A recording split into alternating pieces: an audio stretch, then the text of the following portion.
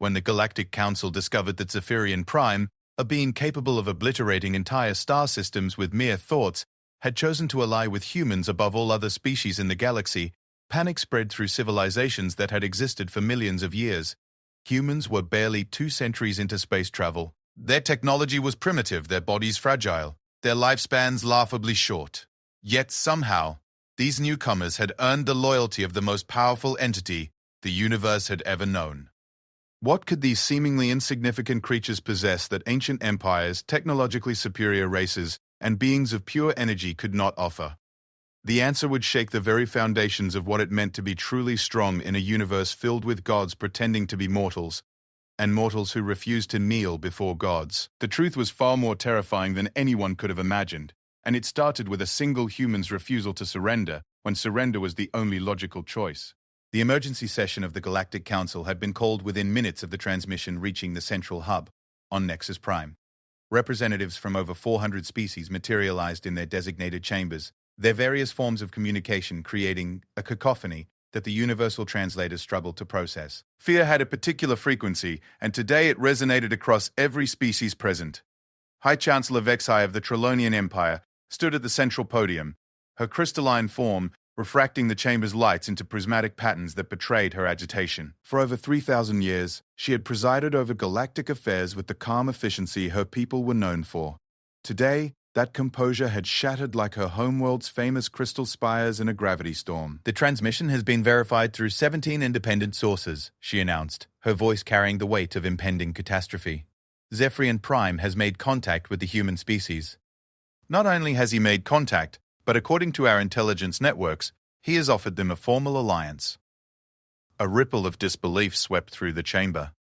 The Voldorian representative, a being of pure psychic energy contained within an ornate mechanical frame, projected thoughts of impossibility so strongly that several empathic species physically recoiled. The insectoid Kithara began their characteristic stress clicking, a sound that had preceded the fall of empires. Ambassador Thondar of the hegemony, whose people had been spacefaring when humans were still discovering fire, rose to address the assembly. His voice carried the authority of a species that had witnessed the rise and fall of countless civilizations. "With respect, High Chancellor, this must be some form of intelligence failure. Zephyrian Prime has observed our galaxy for over 50 million years without ever choosing to involve himself in the affairs of any species. The probability that he would break this pattern for humans is statistically negligible." Murmurs of agreement echoed from dozens of species. The humans had only achieved faster-than-light travel 187 years ago. Their first contact with galactic civilization had occurred a mere 43 years prior, when a human exploration vessel had stumbled into Centauri space and been promptly escorted to the nearest diplomatic station. Since then, they had been classified as a Class 7 developing species.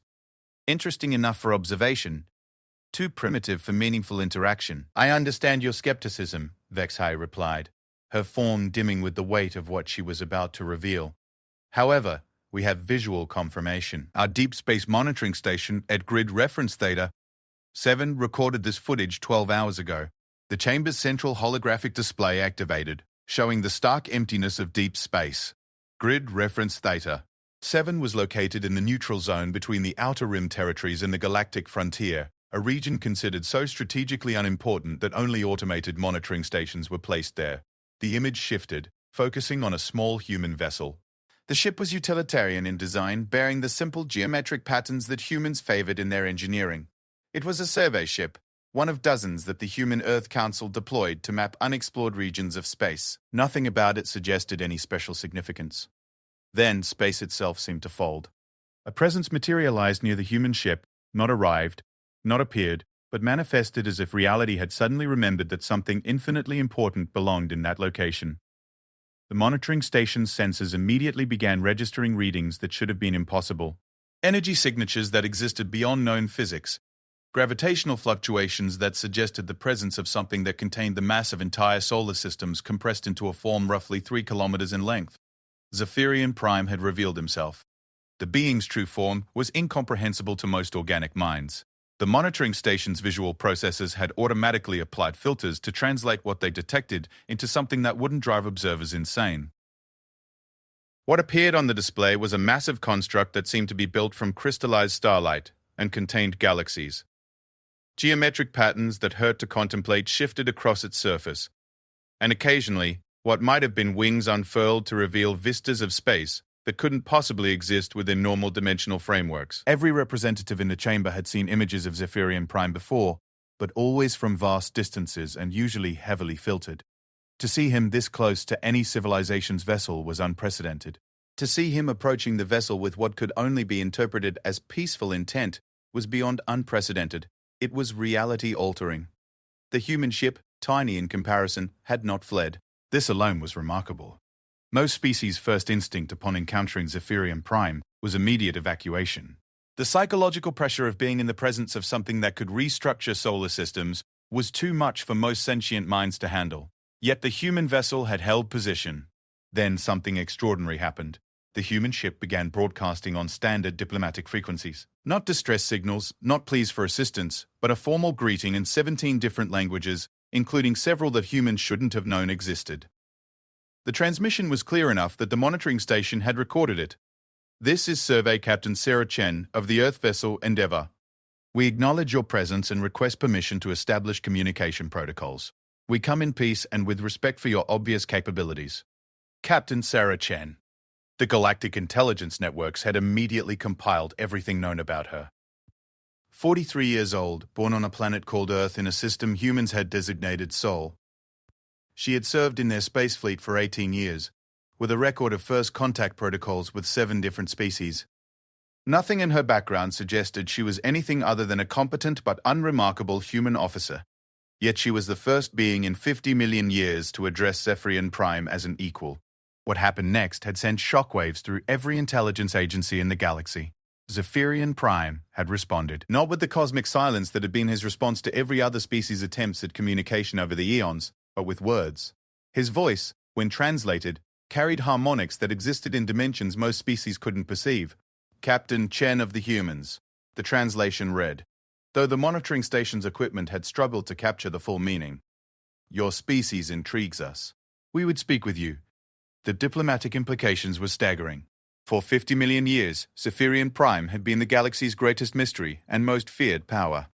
Ancient texts spoke of him reshaping stellar formations during the galaxy's youth, of civilizations that had tried to approach him and simply ceased to exist. Not destroyed, simply removed from reality as if they had never been. Yet here was a human captain, speaking with him as if she were negotiating a trade agreement with a merchant fleet. The conversation that followed had lasted 3 hours. The monitoring station had recorded every word, and those transcripts were now classified at the highest levels of galactic security. What was known was that by the end of the conversation, Zephyrian Prime had done something unprecedented. He had offered an alliance with humanity. Councillor Zethra of the Ethereal Assembly, whose people existed as pure thought given form, projected a query that resonated through the chamber. What did the humans offer in return? What could they possibly possess that would interest such a being?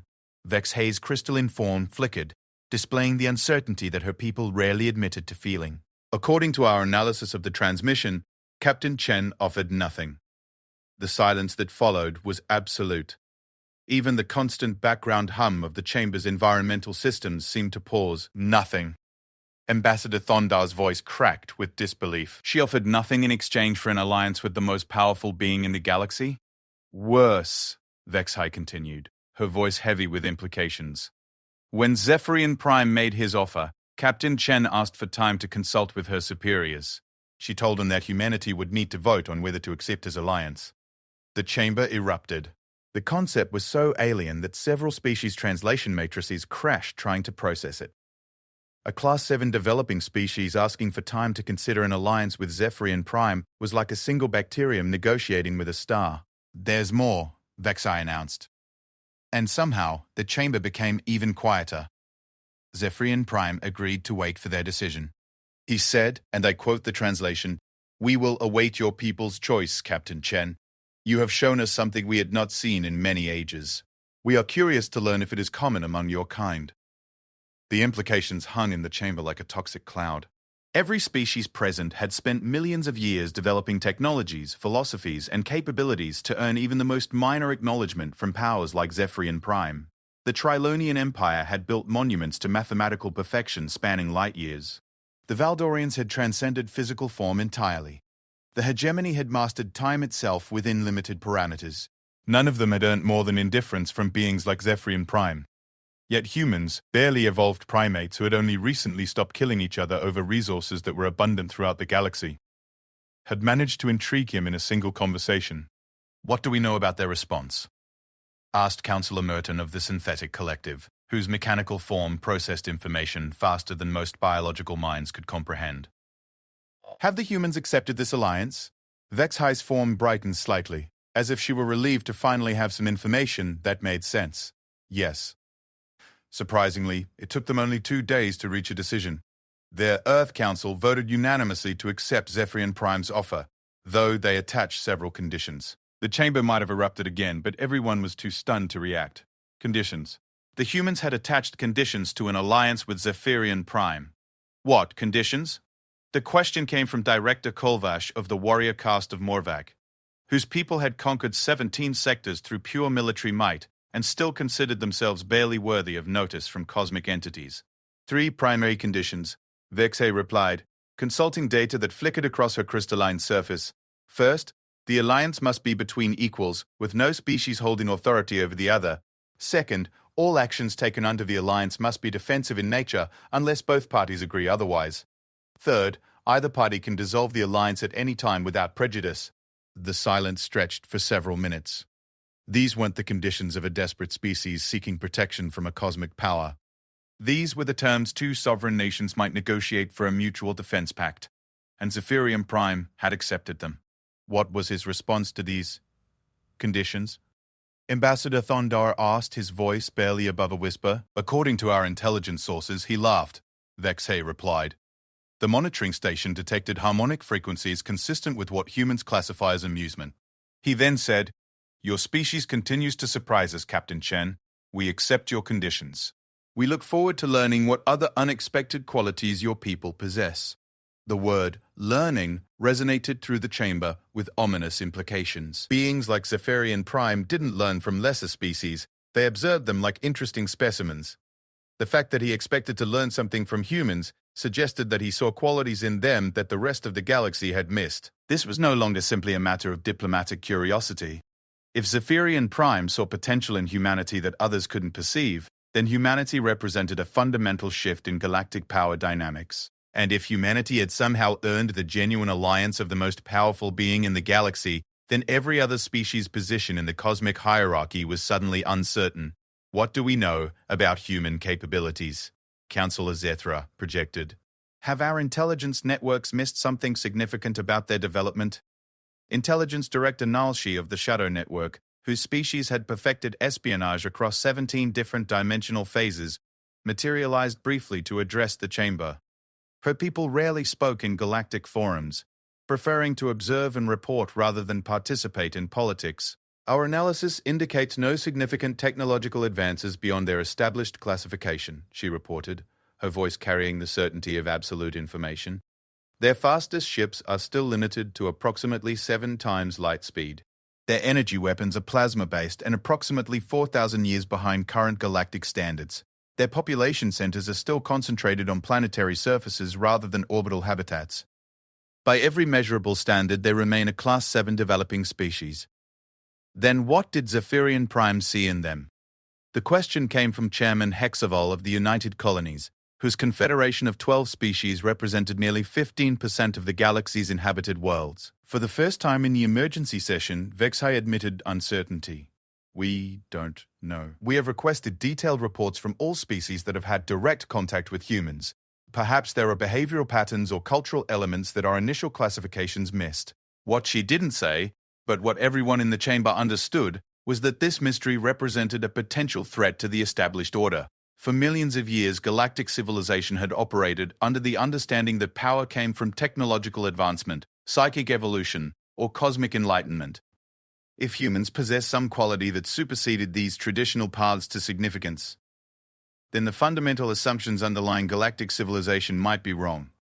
And if those assumptions were wrong, then the balance of power that had maintained relative peace for thousands of years was suddenly, terrifyingly uncertain.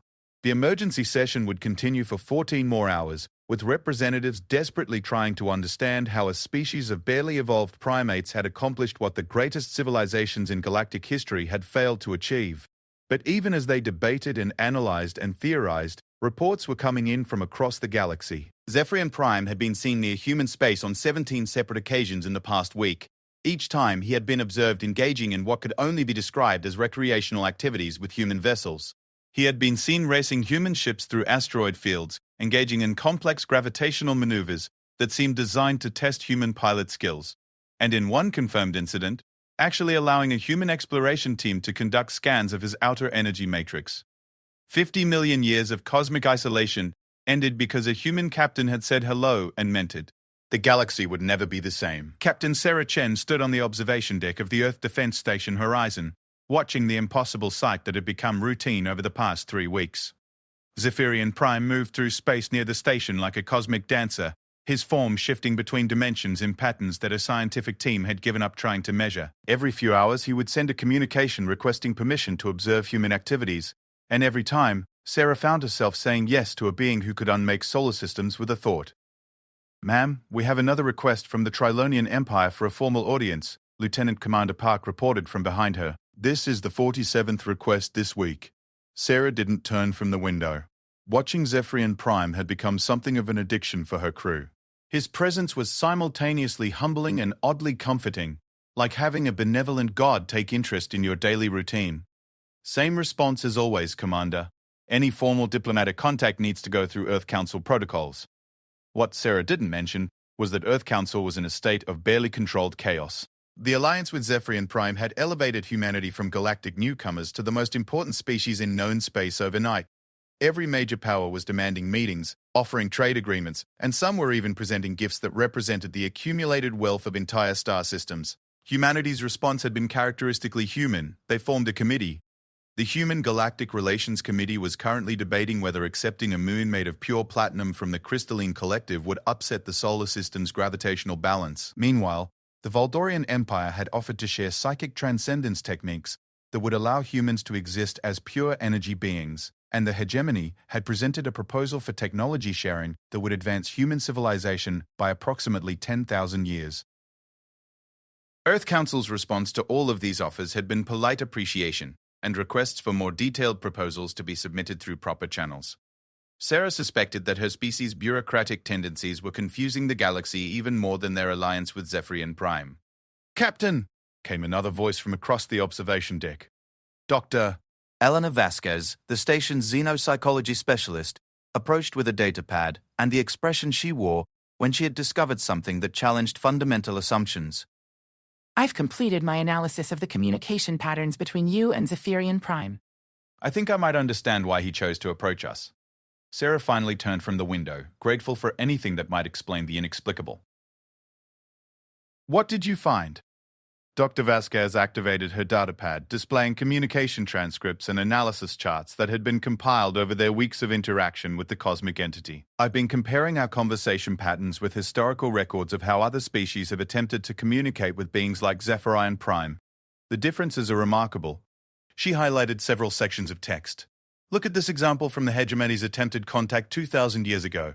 Ambassador Kethmar began with formal acknowledgement of Zephyrian Prime's cosmic authority, offered detailed tributes representing their civilization's greatest achievements, and concluded with requests for wisdom that would benefit their species' evolutionary development." Sarah read through the formal reverential language and could see how it might come across as impressive to other galactic species. "Seems reasonable for a first contact protocol with a cosmic entity." "Now look at your opening communication, Doctor," Vasquez said, switching to a different section. "This is Survey Captain Sarah Chen of the Earth vessel Endeavour. We acknowledge your presence and request permission to establish communication protocols. We come in peace and with respect for your obvious capabilities." Sarah reread her own words, feeling slightly embarrassed at how informal they seemed compared to the hegemony's approach. "I can see how mine might seem casual." "That's exactly the point, Doctor," Vasquez said, her excitement becoming more apparent. "Every other species approached Zephyrian Prime as supplicants seeking audience with the god. You approached him as one space traveler meeting another. You acknowledged his capabilities without diminishing your own authority as captain of your vessel." This analysis made Sarah uncomfortable. She had simply followed standard human first contact protocols, treating Zephyrian Prime with the same respect she would show any unknown entity encountered during exploration. Dr. Vasquez, I'm not sure I'd buy into the idea that basic politeness is some kind of revolutionary approach to cosmic entities. But that's just it, Dr. Vasquez continued, pulling up more data. What we consider basic politeness, the rest of the galaxy considers impossible arrogance. Look at this psychological profile compiled by the Valdorian Empire on human behavior patterns. They classify our tendency to treat all entities as potential equals as either evidence of dangerous delusion or indication that we possess hidden capabilities that make such confidence reasonable. The implications of this analysis were starting to become clear to Sarah, and she found them distinctly uncomfortable. Are you telling me that our alliance with Zephyrian Prime exists because we're too naive to properly fear cosmic entities? I'm suggesting something more complex, Dr. Vasquez replied. I think Zephyrian Prime was intrigued by our assumption of equality because it indicated a species that doesn't define itself by its limitations. Every other civilization approaches cosmic entities from a position of acknowledged inferiority. We approach them from a position of curious equality. Before Sarah could respond, the station's communication array activated with the harmonic patterns that had become familiar over the past weeks. Zephyrian Prime was requesting permission to communicate. This is Captain Chen. Sarah responded through the communication system that had been specially modified to handle transmissional communications. Good morning. What can we help you with today? Good morning, Captain Chen, came the response, translated through equipment that still struggled to capture the full meaning of Zephyrian Prime's communications. We have been observing your people's responses to galactic attention. Your species continues to provide unexpected perspectives. Sarah found herself smiling at what had become an almost routine conversation. Over the weeks, these communications had evolved from formal diplomatic exchanges to something that felt surprisingly like friendship. Unexpected how? Your galactic neighbors have spent considerable effort attempting to convince us that humanity possesses hidden capabilities that justify our interest. They seem unable to accept that we find your openly displayed qualities sufficiently remarkable. This was new information, and Sarah felt her captain's instincts engaging. What openly displayed qualities? Your refusal to diminish yourselves in the presence of power, came the immediate response. Your assumption that discourse between entities should be conducted between equals regardless of capability differences. Your tendency to evaluate opportunities based on mutual benefit rather than relative advantage. Sarah exchanged glances with Dr. Vasquez, who was frantically taking notes. These observations aligned perfectly with her analysis, but hearing them directly from Zephyrian Prime added weight that theoretical psychology couldn't provide. Most species approach us with offerings designed to demonstrate their worthiness of our attention, Zephyrian Prime continued. Your Captain Chen offered nothing except honest communication and mutual respect. This suggested a species that values authenticity over strategic positioning. The communication continued with questions that had become routine over their weeks of interaction. Zephyrian Prime was curious about human decision-making processes, particularly their tendency to reach consensus through debate rather than hierarchy. He was fascinated by their approach to exploration, which seemed motivated by curiosity rather than territorial expansion. Most recently, he had become interested in human concepts of friendship and how relationships could exist between entities of vastly different capabilities. These weren't the conversations Sarah had expected to have with a cosmic entity. They felt more like cultural exchange sessions with a very powerful and very curious anthropologist. Captain, we have an incoming transmission from the Galactic Council, Lieutenant Commander Park announced. High Chancellor Vexai is requesting immediate communication. Sarah concluded her conversation with Zephyrian Prime and accepted the Council transmission. High Chancellor Vexai's crystalline form appeared on the main display, her usual prismatic composure replaced by something that looked like barely controlled desperation. Captain Chen, we need to speak urgently. Vexai began without her usual diplomatic preamble. The situation has become significantly more complex. This was concerning. Sarah had been receiving regular updates about galactic reactions to the human Zephyrian Prime alliance, and most of them involved either confusion or attempts to curry favor with humanity. What's changed, High Chancellor? 3 hours ago, our deep space monitoring networks detected massive energy signatures in the void sector. Vex High replied, her form flickering with agitation. Zephyrian Prime is not the only cosmic entity that has taken notice of your species. The observation deck became very quiet. The void sector was located beyond the galactic rim in a region of space so empty that most civilizations had designated it as permanently uninhabitable. Energy signatures detectable from that distance suggested the presence of entities operating on scales that challenged comprehension. Who else is coming? Sarah asked, though she wasn't sure she wanted to hear the answer. "We're detecting signatures consistent with at least 3 entities of comparable power to Zephyrian Prime," Vexhay replied. "The Weaver of Worlds, whose last known activity was the creation of the Spiral Nebula 12 million years ago. The Entropy Singer, who has been dormant since the collapse of the Third Galactic Empire, and something we can't identify, but whose energy signature suggests capabilities that exceed our measurement parameters." Sarah felt the weight of cosmic attention settling on her shoulders like a heavy cloak. "Are they hostile?" "Unknown," Vexhay admitted. "Entities of this class don't typically engage in hostility as other species understand it. Their conflicts play out on scales that can reshape galactic structure. What we do know is that they're all moving toward human space." This development changed everything. An alliance with one cosmic entity was remarkable, but manageable. The attention of multiple cosmic entities suggested that something about humanity had triggered interest at levels of existence that most species preferred to ignore. "High Chancellor, what does the Galactic Council need from us?" Sarah asked, falling back on military training to navigate the impossible situation. "Honestly, Captain Chen, we're hoping you know something we don't." Vexhay replied with refreshing honesty. "Your species has accomplished something in weeks that the rest of galactic civilization has failed to achieve in millions of years. We need to understand what that something is before these other entities arrive." Sarah looked out the observation deck windows at Zephyrian Prime's impossible form moving through space near their station. For weeks she had been adjusting to the idea that humanity had somehow earned the friendship of the most powerful being in the galaxy. Now it seemed they had attracted the attention of his peers as well. "I'll need to consult with Earth Council," Sarah said, maintaining diplomatic protocols even while cosmic forces gathered around her species. "But High Chancellor, I can tell you that humans haven't deliberately done anything to attract cosmic attention. We've just been ourselves." "That," Vexhay replied, "is what terrifies us." After the transmission ended, Sarah remained on the observation deck with Dr. Vasquez, both of them watching Zephyrian Prime's graceful movements through space and trying to process the magnitude of what was approaching. "Dr. Vasquez, in your professional opinion, what happens when multiple cosmic entities arrive in human space simultaneously?" Dr. Vasquez consulted her datapad, though Sarah suspected she was buying time to consider how to phrase a response to an impossible question. "Captain, we're in completely uncharted territory. Historically, cosmic entities avoid direct interaction with each other because their combined presence can destabilize local space-time. The fact that multiple entities are converging on our location suggests either an unprecedented crisis or an equally unprecedented opportunity." Sarah nodded, accepting that uncertainty was going to be a constant factor in their situation for the foreseeable future. "What's our best course of action? Continue being ourselves." Dr. Vasquez replied. "Whatever quality we possess that attracted Zephyrian Prime's interest, it's something that emerges from our natural behavior rather than strategic calculation. If we start trying to manage cosmic entity relationships through traditional diplomatic protocols, we'll lose whatever authenticity made us interesting in the first place." This advice felt both right and completely inadequate for the situation they were facing. Sarah activated the station's communication array and sent a priority message to Earth Council, informing them that their cosmic situation had become significantly more complicated. Then she did what humans had always done when faced with the unknown. She prepared to meet it with curiosity, honesty, and the stubborn assumption that any problem could be solved through patient communication and mutual respect.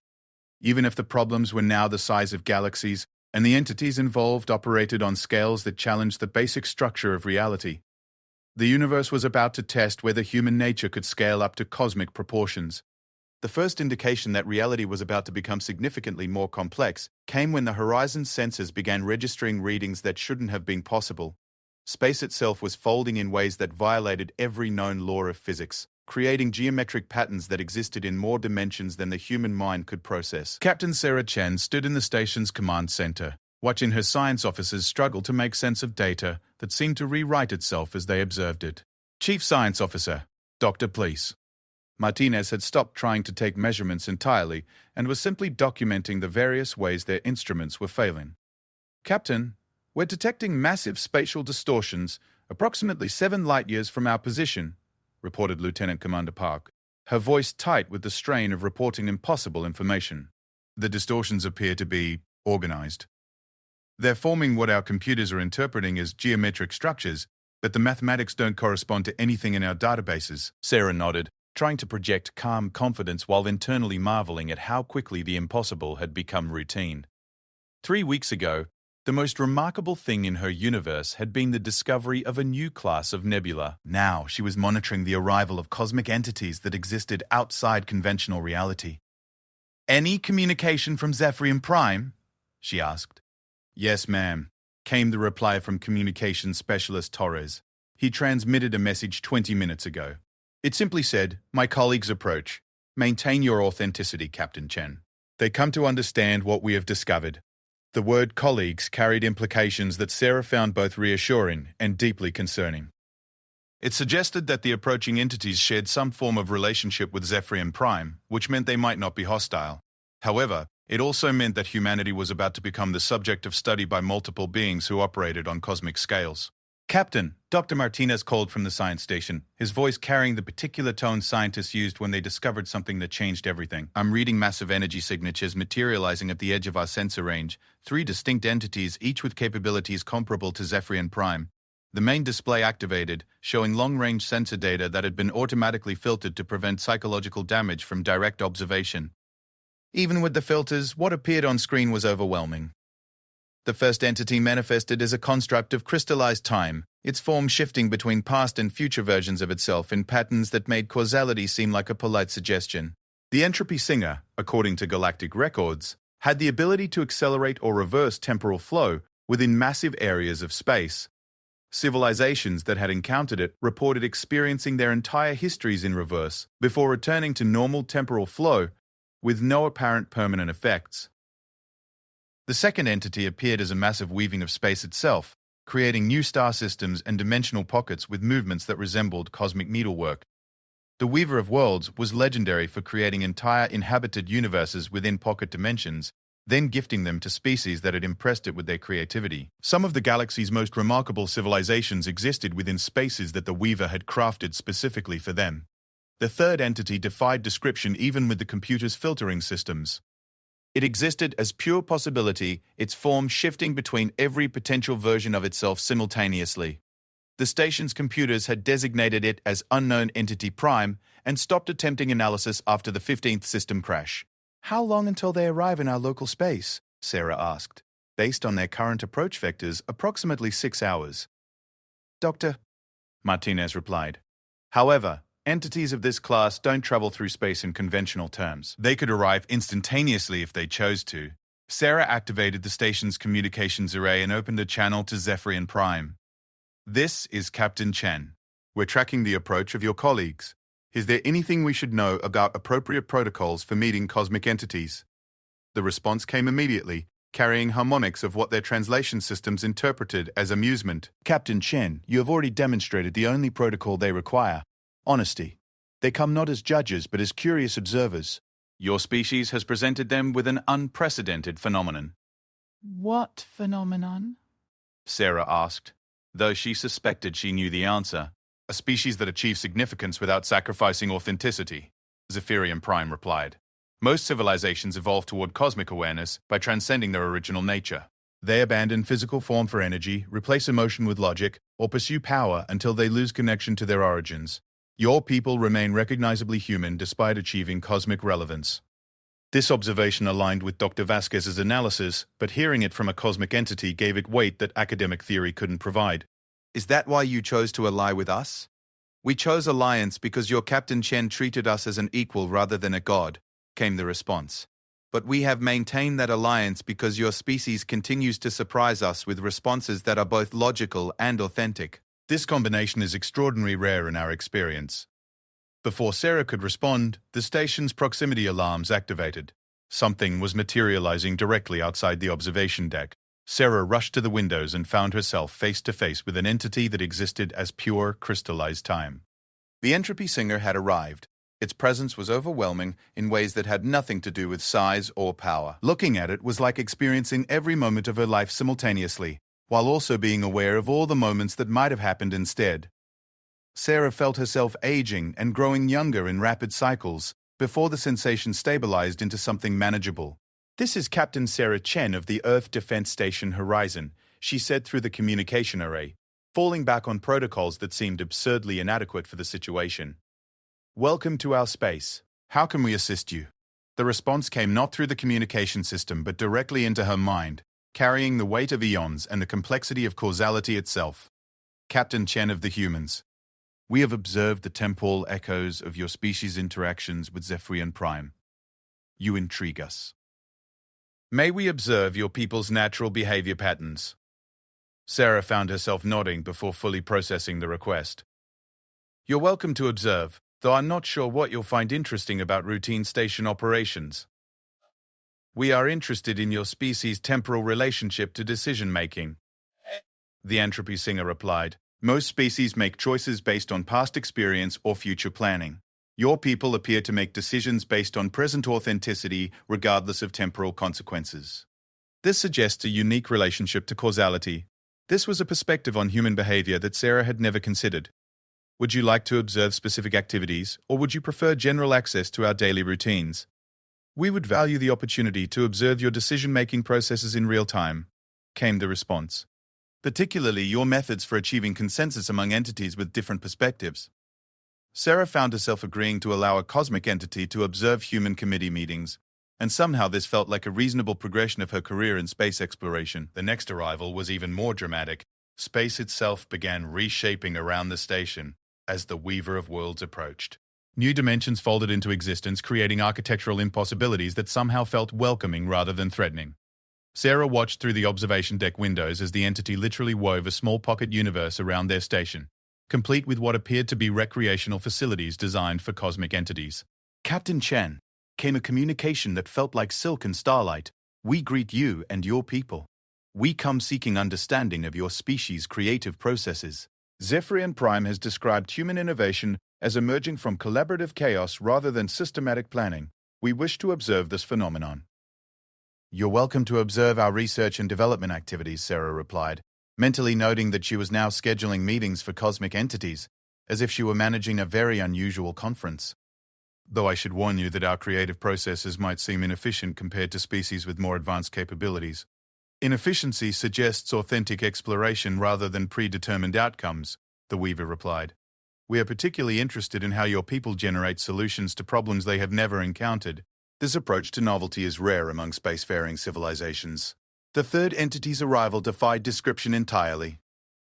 Unknown Entity Prime simply became present without any visible transition.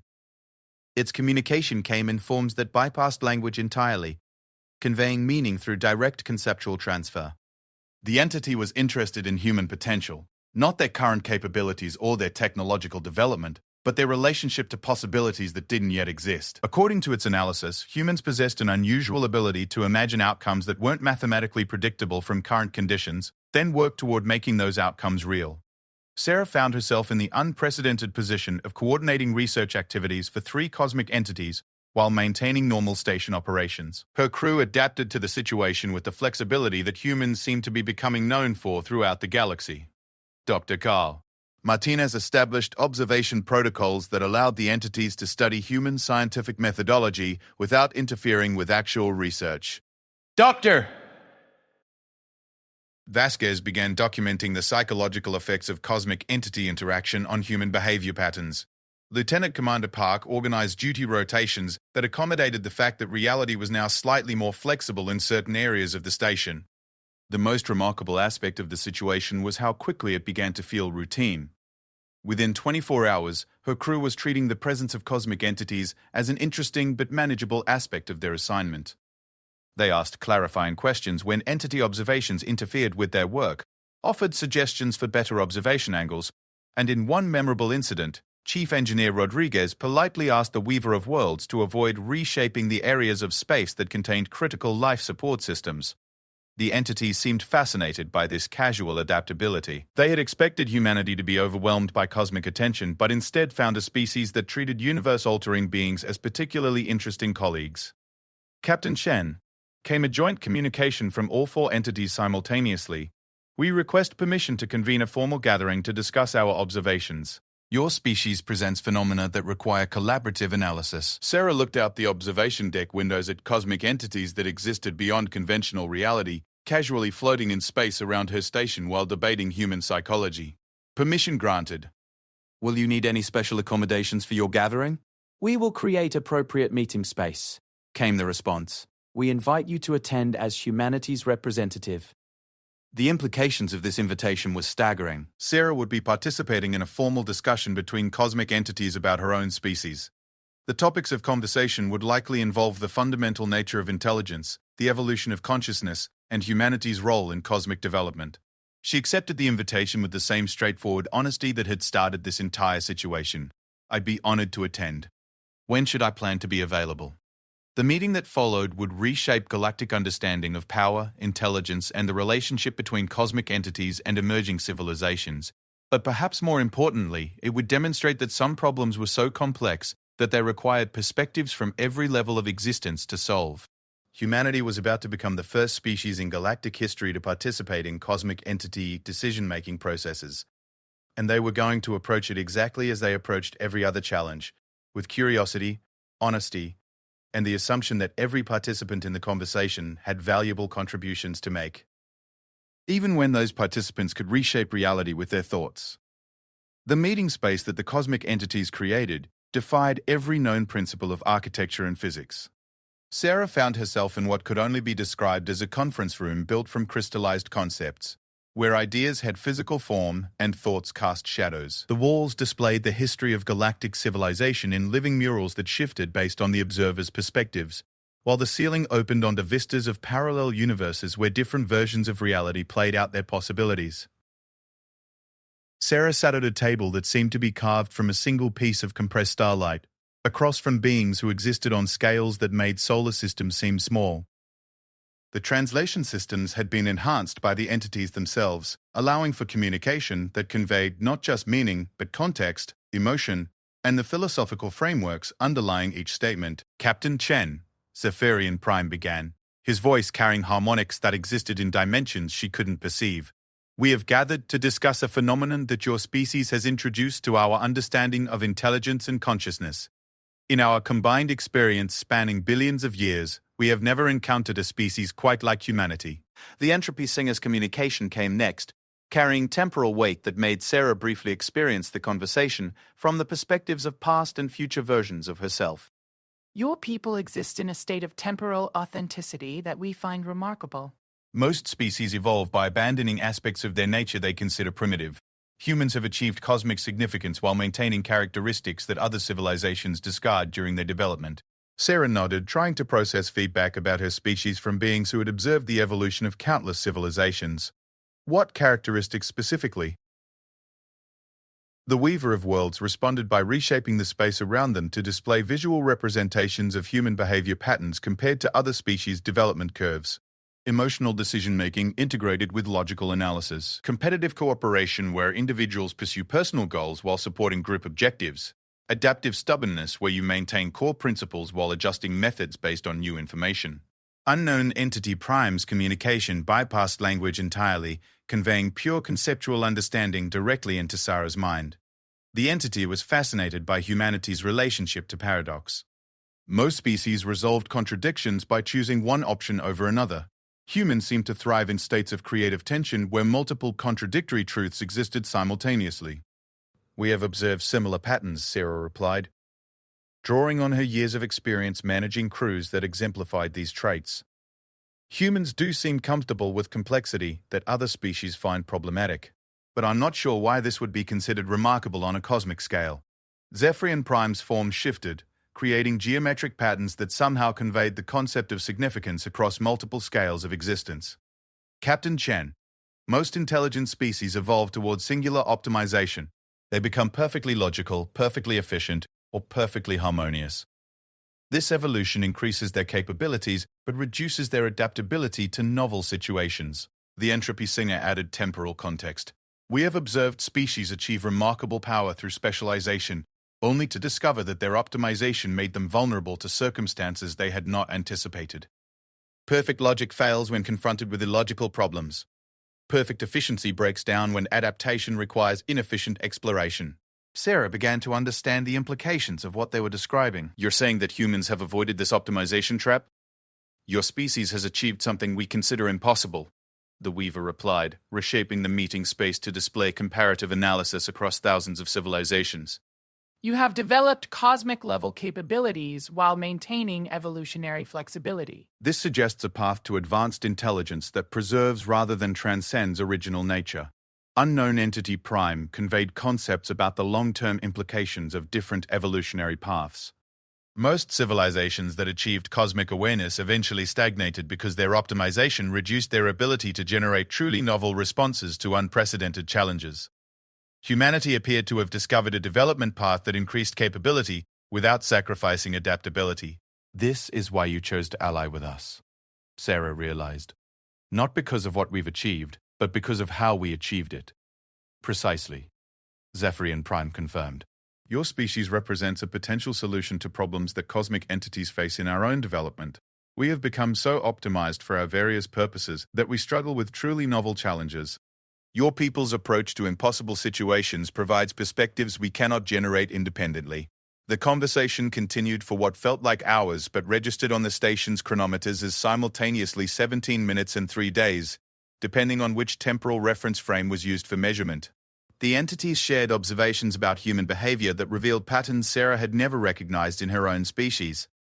Humans were apparently unique in their tendency to form cooperative relationships with entities vastly more powerful than themselves without either submitting to authority or attempting to claim superiority. They negotiated with cosmic forces the same way they negotiated with each other, assuming mutual respect and seeking mutually beneficial outcomes. This approach had implications beyond simple diplomacy. It suggested a species that could maintain its identity while scaling up to interact with powers that operated on galactic or universal levels. Most civilizations either remained small and local or grew large by abandoning their original characteristics. Humanity appeared to be discovering a third option. "We have a proposal," the Weaver announced, reshaping the meeting space into a representation of galactic structure with highlighted areas indicating cosmic entity territories. "We wish to establish formal relationships with humanity that extend beyond individual alliances. We propose creating what your people might call a collaborative research initiative."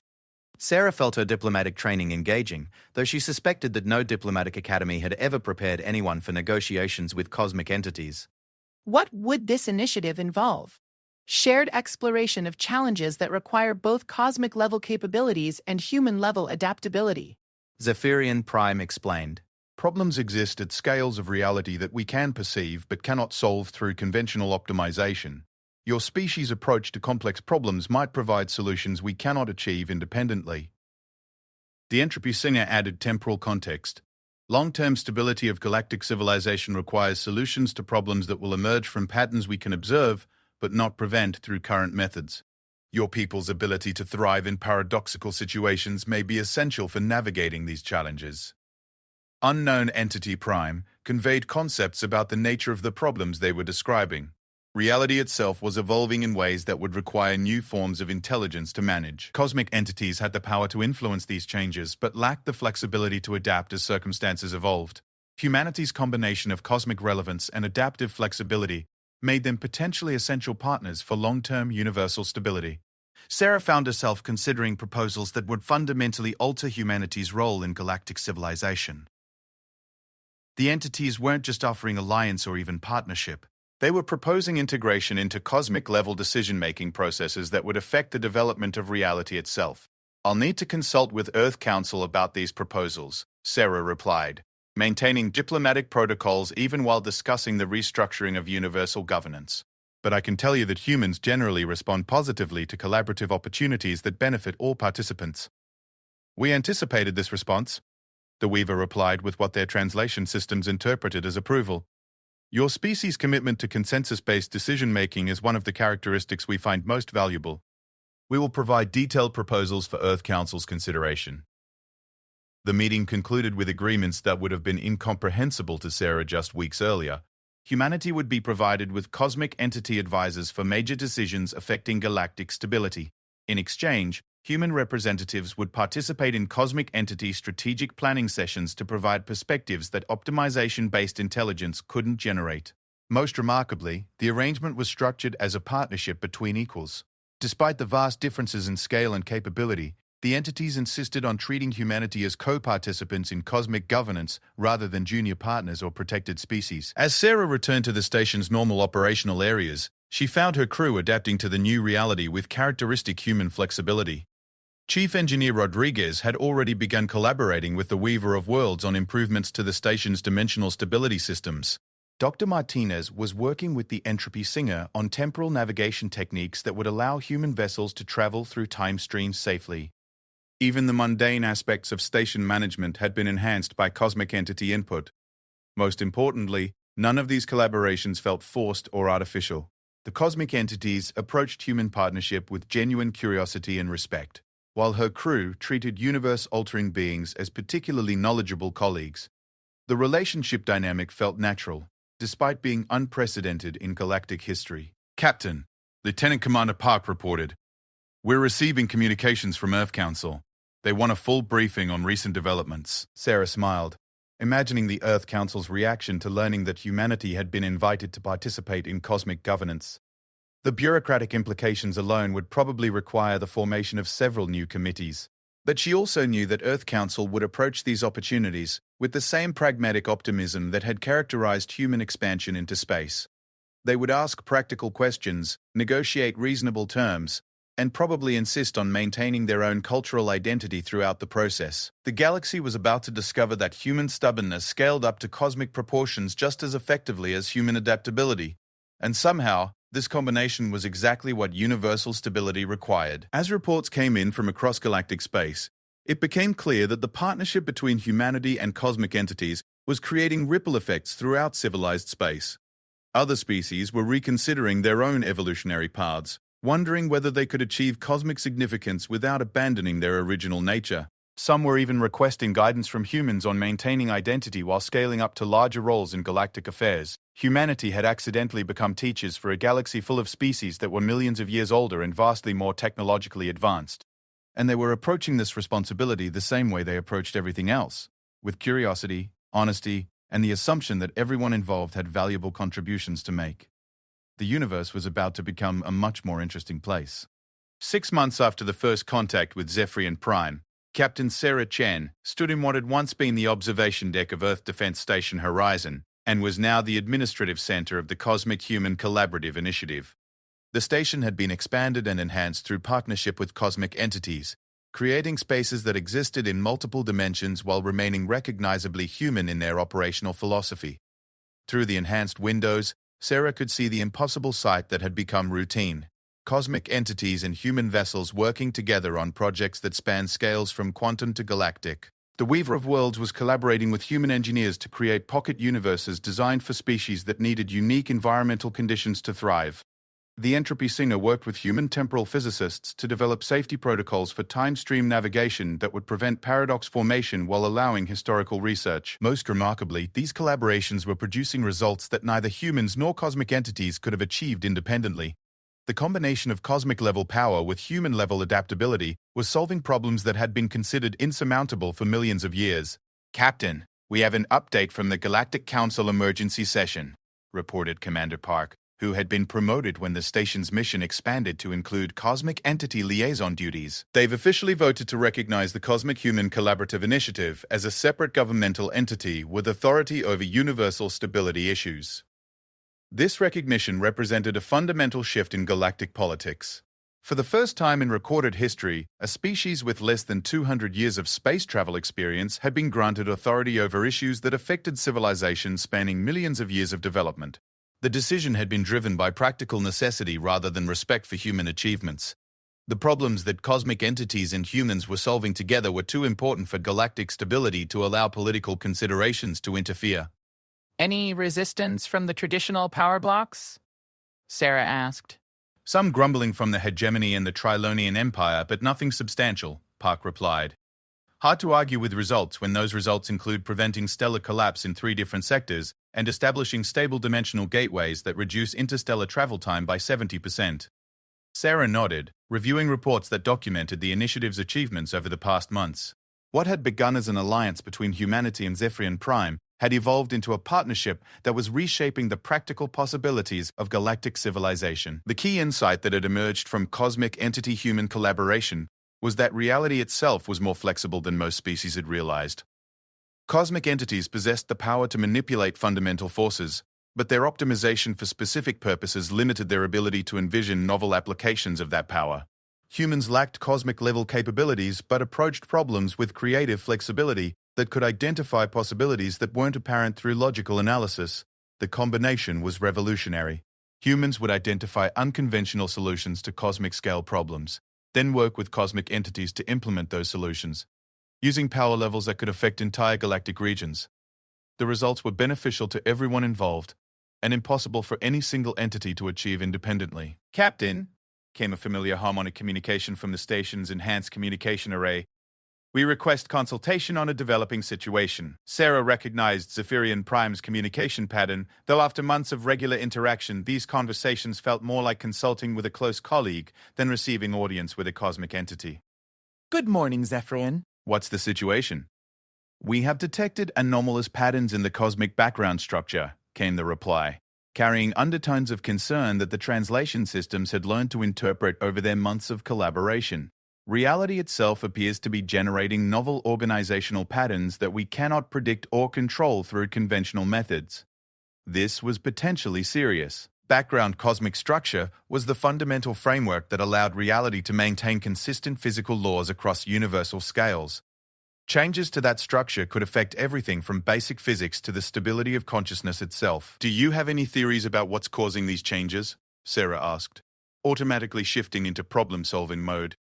Our analysis suggests that the increased collaboration between cosmic entities and younger species is accelerating the universe's natural evolution toward greater complexity, Zephyrian Prime replied. Reality is adapting to accommodate new forms of intelligence and cooperation that had not previously existed. Sarah considered the implications of this analysis. So our partnerships are causing reality to evolve faster than normal? Precisely. And this evolution is generating challenges that require both cosmic-level perception and adaptable intelligence to navigate safely, came the response. We require human consultation to develop appropriate responses. Within an hour, Sarah found herself in another impossible meeting space, this time accompanied by representatives from Earth Council and scientific advisors from multiple human institutions. The cosmic entities had convened an emergency session to address reality evolution, and they had specifically requested human participation in developing solutions. The problem they presented was staggering in its implications. Reality was becoming more complex at an accelerating rate, generating new forms of existence and intelligence that didn't fit within traditional frameworks. Some of these new forms were beneficial, creating opportunities for types of life and consciousness that had never before been possible. Others were potentially destabilizing, introducing variables that could disrupt the basic structures that allowed existing civilizations to function. Managing this evolution required capabilities that no single entity possessed. Cosmic entities could perceive and influence the changes, but their optimization for specific purposes limited their ability to adapt as circumstances evolved. Younger species could adapt quickly, but lacked the power to influence changes at universal scales.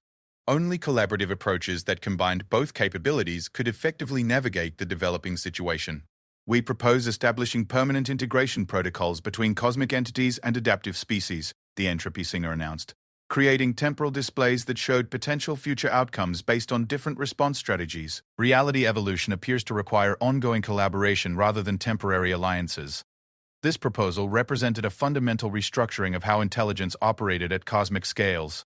Instead of individual entities managing universal forces independently, the new model would involve permanent partnerships between different types of intelligence working together to guide reality's evolution. What would this integration look like in practice? Asked Dr. Elena Vasquez, who had become humanity's leading expert on cosmic entity psychology during the initiative's development. Unknown Entity Prime responded with direct conceptual transfer that conveyed complex organizational structures. The integration would create hybrid forms of intelligence that combined cosmic-level power with adaptive flexibility. Humans and cosmic entities would merge their decision-making processes to create collaborative consciousness that could respond to unprecedented situations in real time. Would humans maintain their individual identity in this arrangement? Asked Earth Council Representative Martinez, raising the concern that had underlain every major decision humanity had made since first contact with cosmic entities. Individual identity would be preserved and enhanced, the Weaver replied, reshaping the meeting space to display models of integrated consciousness that maintain distinct perspectives while enabling collaborative function. The goal is to create intelligence that can operate at cosmic scales while retaining the flexibility that makes your species valuable. Sarah found herself considering proposals for the next phase of human evolution that would have been unimaginable when she had first encountered Zephyrian Prime. Humanity would become permanent partners in cosmic governance, helping guide the development of reality itself through collaborative intelligence that could adapt to changes as they emerged. The decision process that followed was characteristically human. Earth Council called for detailed analysis of the proposals, formed committees to study the implications, and requested time for global consultation with human populations. They wanted to ensure that any decision about humanity's cosmic role reflected the will of the species as a whole, rather than the preferences of political leaders or scientific advisors. The cosmic entities waited patiently while humans debated the future of reality through democratic processes. They seemed genuinely fascinated by humanity's insistence on consensus building even for decisions that affected universal stability. After 2 weeks of global discussion and debate, Earth Council announced humanity's decision. They would accept permanent integration with cosmic entities, but with conditions that preserved human autonomy and cultural identity. The partnership would be structured as true collaboration between equals, with either party able to withdraw if the arrangement stopped serving their interests. Most importantly, humans insisted on maintaining their connection to their origins. Even as they scaled up to cosmic intelligence, they wanted to preserve the characteristics that had made them valuable partners in the first place: curiosity, adaptability, and the stubborn assumption that every problem could be solved through patient communication and mutual respect. The integration process began immediately, creating new forms of collaborative intelligence that combined human flexibility with cosmic power. Sarah found herself serving as the first human cosmic hybrid coordinator, working directly with Zephyrian Prime to establish protocols for managing reality evolution in real time. The results exceeded everyone's expectations. The hybrid intelligence could perceive problems at cosmic scales while generating solutions through human-style creative adaptation. Reality's accelerating evolution became manageable through continuous collaborative adjustment, creating stability through dynamic response rather than static control. More importantly, the collaboration created opportunities that benefited everyone involved. Reality's increased complexity generated new possibilities for consciousness, creativity, and cooperation that enhanced life for species across the galaxy. The universe was becoming more interesting, more beautiful, and more full of potential than anyone had imagined possible. As reports came in from across galactic space, it became clear that the human-cosmic entity partnership had triggered a new phase in universal development. Other species were requesting guidance on integrating with cosmic entities, and cosmic entities were seeking partnerships with species that had maintained their adaptive flexibility during development. Humanity had accidentally started a revolution in how intelligence operated at universal scales. And they were managing that revolution the same way they had approached every other challenge, with curiosity, honesty, and the assumption that any problem could be solved through patient collaboration between entities that respected each other's capabilities. Looking out at space that now contained collaborative intelligences working to guide reality's evolution, Sarah reflected on how her simple greeting to a cosmic entity had led to humanity becoming partners in managing the development of existence itself.